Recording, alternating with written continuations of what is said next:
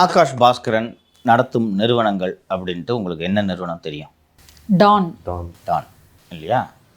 And Akash Bhaskaran அவர்கள் தரப்பிலிருந்து சொன்னது, மாமனார் 100 கோடி ரூபாய் கொடுத்தார், அதை வைத்து நாங்கள் திரைப்பட தயாரிப்பில் ஈடுபடுகிறோம், ப்ராஃபிட் ஷேரிங் முறையில் நடிகர்கள் தயாரித்து கொடுக்கிறார்கள் என்று. அமலாக்கத்துறையின் விசாரணையில் மேலும் ஒரு 4 நிறுவனங்களை ஆகாஷ் பாஸ்கரன் தொடங்கியிருக்கிறார். அதில் ஒரு நிறுவனத்தில் விக்ரம் ஜூஜு ஒரு பங்குதாரராக இயக்குனராக இருக்கிறார் என்ற விவரங்களும் தெரிய வருகிறது.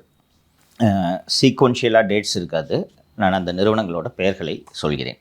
ஏன் இது ரொம்ப முக்கியம், இடியோட ரேடாரில் இது ஏன் வருது அப்படின்னு கேட்டிங்கன்னா, இந்த நிறுவனங்கள் தொடங்கப்பட்ட தேதி அதுதான் முக்கியம். எல்லாமே 24 தொடங்கப்பட்ட நிறுவனங்கள். ஏன் இது தொடங்கப்பட்டிருக்கிறது என்றால், ஹியூஜ் கேஷ் வருது.